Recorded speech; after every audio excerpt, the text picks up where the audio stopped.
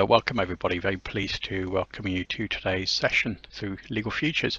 My name's Safda Mahmood and I'm very pleased to welcome you to today's session on the new domestic abuse legislation as of 2021. This, as you can see, then is an update, an essential update for practitioners involved predominantly in family proceedings, although some of you will find that this is also going to be of relevance in other areas as well, including criminal proceedings and criminal matters.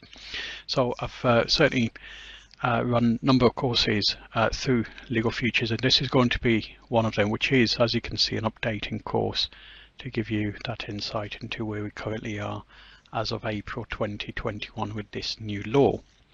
So the agenda then is going to be covering a number of areas to first and foremost look at the substance of the changes, and then secondly to bring you up to speed with some of the matters surrounding the essential practice, essentially, so that which relates to the evidence.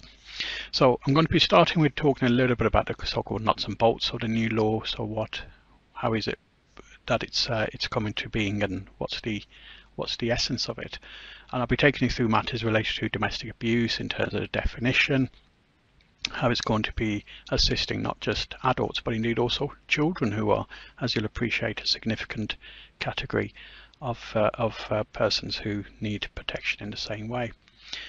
We'll be taking stock of some of the other changes as well, such as how the DVDS scheme will be changing, so that's a domestic violence disclosure scheme.